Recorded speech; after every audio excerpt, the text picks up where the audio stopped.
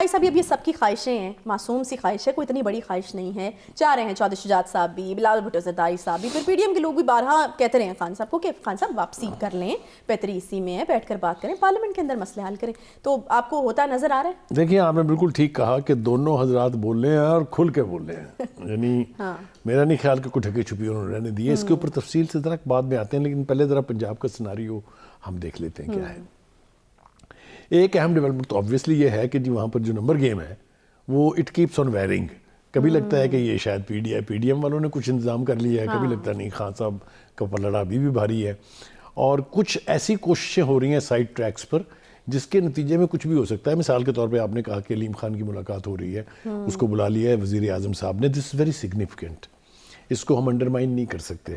جب ہم علیم خان کا نام لیتے ہیں تو پھر فوراً ساتھ ہی جہانگیر ترین کا نام بھی آتا ہے ذہن میں. اور یہ دونوں پنجاب اور صدرن پنجاب کی پولیٹکس میں بہت افیکٹو رہے ہیں. سینٹرل پنجاب میں علیم خان نے بہت کام کیا پی ٹی آئی کے لیے، کوئی انڈرمائن نہیں کر سکتا. اور جنوبی پنجاب میں جو پنجاب کے صوبے کے نام پر بھر بھر کے جہاز لے کے آئے تھے، اگر آپ کو یاد ہو، جہانگیر ترین کا بھی بہت رول ہے. اور ان دونوں کا پنجاب اور صدرن پنجاب جو ہے اس کی سیاست پر بہت گہرا اثر ہے. تو یہ ملاقات اس لیے بھی ہو سکتی ہے کہ ان کو ری ایکٹیویٹ کیا جائے. ٹھیک ہے، چونکہ صرف ری ایکٹیویٹ مقصد ہو سکتا ہے، یا پھر آپ کو لگتا ہے وزیر اعظم صاحب کے پاس کچھ آفر کرنے کے لیے بھی ہے؟ دیکھیں بالکل آپ کا اشارہ بالکل ٹھیک ہے. آپ نے جس انداز سے کہا مجھے اس سے اندازہ ہو گیا. وہ یہ کہ آبویسلی اگر اس وقت وہ حمزہ شہباز کو ریپلیس کرنا چاہتے ہیں for the next to be chief minister بدلتے حالات میں، تو Aleem Khan could be one serious option. اچھا، اور یہ تو ہمارے علم میں ہے کہ علیم خان صاحب کی بڑی دیرینہ خواہش ہے چیف منسٹرشپ. لیکن بہرحال ہیونگ سیڈ دیٹ، دوسری بات یہ ہے کہ جو خان صاحب ہیں ان کا ٹرسٹ ڈیفیسٹ جو ہے وہ اسٹیبلشمنٹ کے ساتھ بڑھتا جا رہا ہے. ہر گزرتے دن کے ساتھ وہ جرنیلوں کے ساتھ جو کچھ کر رہے ہیں، اور خاص طور سے جنرل باجوہ کے ساتھ، لیکن وہ بخش کسی کو بھی نہیں رہے. آپ یہ دیکھیے کہ آپ کی انٹیلیجنس ایجنسیز کا نام ISI ہے، انٹر سروسز انٹیلیجنس. اس کے بارے میں ایک ڈاکومنٹری بنی تھی جو پوری دنیا میں وائرل ہوئی تھی، اور بنائی تھی وہ امریکن CIA نے. اس میں انہوں نے 10 ٹاپ ایجنسیز کا ذکر کیا تھا، انٹرنیشنل انٹیلیجنس ایجنسیز کا، اور ایکسیپٹ کیا تھا کہ ISI is on the top of all. یہ باقاعدہ ریسرچ کے بعد یہ تھا. 66 کنٹریز میں وہ کہتے ہیں ISI آپریشن چلاتی ہے اور کامیابی سے چلاتی ہے. ایک ایسی ایجنسی جس کا انٹرنیشنل سٹیچر یہ ہو، اس کو ذرا خان صاحب دیکھیں کس کام سے لگانا چاہ رہے ہیں کہ جناب یہ جو منی لانڈرنگ ہے نا ڈالروں کی، یہ روکیں آپ، اور آگے لا اینڈ آرڈر سڑکوں کے اوپر ٹھیک کریں آپ. یہ کوئی ذی شعور شخص جو اس ملک کا 4 سال پونے 4 سال پرائم منسٹر رہا ہو، آپ توقع کر سکتے ہیں کہ وہ اس طرح کی بڑھ مارے گا؟ یہ بالکل بڑھ ہے. آپ اندازہ کیجئے کہ وہ کس کو کیا کہہ رہے ہیں، جس کو یہ بھی ادراک نہیں ہے. اللہ تعالیٰ اس کا حامی و ناصر ہو، میں یہی دعا کر سکتا ہوں. دوسری طرف یہ ہے کہ وہ ہر روز مل رہے ہیں، سینئر جرنلسٹوں سے بھی ملاقات ہوتی ہے، ان کی میڈیا کے ساتھ ان کا انٹریکشن بھی ہوتا ہے. ہر روز وہ کوئی نہ کوئی نئی بات کر رہے ہیں جو ان کی پچھلے دن کہی ہوئی بات کی نیگیشن ہے. ایک تسلسل کے ساتھ آپ میری بات سے شاید متفق ہوں گی کہ وہ آج کچھ اور کل کچھ کہہ رہے ہیں. اس سے ان کی as a political leader credibility جو ہے وہ بہت لارج ایکسٹینٹ تک کمپرومائز ہو رہی ہے.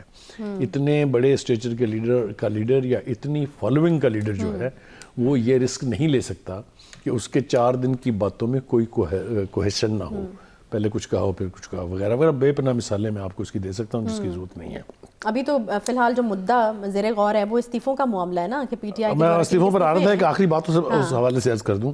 خان صاحب نے یہ جو ویڈیوز اور آڈیوز کا چکر چل رہا ہے جو کسی طرح بھی اپریشیبل نہیں ہے. ہم میں سے کوئی بھی ذی شعور شخص یہ نہیں کہہ سکتا ہے کہ بہت اچھا ہو رہا ہے. یہ بہت بری بات ہے، نہیں ہونا چاہیے. لیکن خان صاحب کی منطق بڑی عجیب ہے. وہ کہتے ہیں کہ قرآن کریم کی آیت ہے کہ لوگوں کے رازوں کی پردہ داری کریں، اور یہ ان کا خیال یہ ہے کہ یہ شک ان پر نہیں باقی سب پر لاگو ہے. خود انہوں نے چور چور، ڈاکو رانی، ڈاکو کہہ کے جو لوگوں کا تمسخر اڑایا ہے وہ ٹھیک تھا. اس پر قرآنی آیت کا اطلاق ان کے نزدیک نہیں ہے. لیکن ان کو چٹکی کٹی ہے تھوڑی سی تو پھر ان کو قرآنی آیت یاد آ گئی ہے. لیکن مجھے ایک بات کی حیرت ہے کہ اس کا تذکرہ کرنا تو اسلام کے خلاف ہے، لیکن جو اس کے کریکٹر ہیں ان کے بارے میں کیا کہیں گے آپ؟ اب یہ وہ باتیں ہیں جس کی تفصیل میں جائیں گے تو بات کہیں نہ کہیں سے جا پہنچے گی. آ جاتا ہوں آپ کی بات پہ. توڑ جوڑ، یس، یہ سیاست کا حصہ ہے. اور چودھری شجاعت ایک ویٹرن پولیٹیشین ہے. آپ کو پتہ ہے انٹرم پرائم منسٹر رہ چکے ہیں، انٹیریئر منسٹر رہ چکے ہیں، آپ کو پتہ ہے کہ چودھری برادران کی فیملی جو ہے اس کی 70 سالہ سیاسی تاریخ ہے. تو میں ذاتی طور پر بھی اور میرے خیال سے بہت سارے ہمارے میڈیا کے ساتھی یہ مانتے ہیں کہ ان کا تجربہ, ان کا ایکسپیرینس, ان کی understanding of politics is better than many. وہ خان صاحب کو کچھ مشورے دے رہے ہیں. وہ یہ کہہ رہے ہیں کہ خان صاحب بس کریں, اس سے پہلے کہ دیر ہو جائے. اگر ہم متحد نہیں ہوں گے IMF آپ کو کچھ نہیں دے گا. یہ بالکل ٹھیک بات ہے. نہیں, بڑی لاجیکل باتیں, اور میرے خیال میں اس اسٹیچر کے اور اس ایج کے آدمی سے اس وقت یہ باتیں وہ کر رہے ہیں کہ ہم پاکستان کے لیے اکٹھے نہ ہوئے تو ہم تباہ ہو جائیں گے.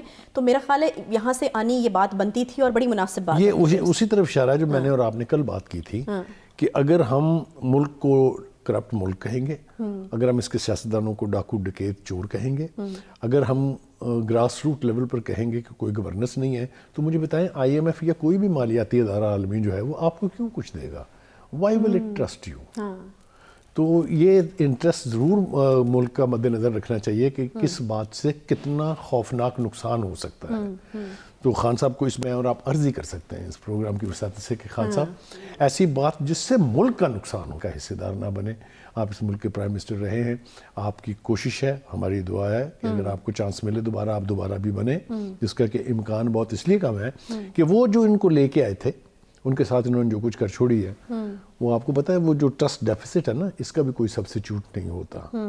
اور فوج ہو, پولیس ہو یا کوئی بھی ادارہ ہو, اس میں وہ پیٹی بند بھائی کا جو ایک کانسیپٹ ہے نا کہ آپ پولیس والے کے خلاف کبھی نہیں جائے گا, اسی طرح فوج میں بھی اگر دل میں کہیں میل آ جائے تو پھر وہ گراس روٹ لیول تک جاتی ہے. یہ اس بات کا ادراک ہونا چاہیے. ابھی میں اور آپ بیٹھے ہوئے تھے کمرے میں, ایک سابقہ فوجی بھائی ہمارے ساتھ تھے, تو آپ نے دیکھا اس نے بھی تصدیق کی اس بات کی کہ اس کی معافی نہیں ملتی ہے.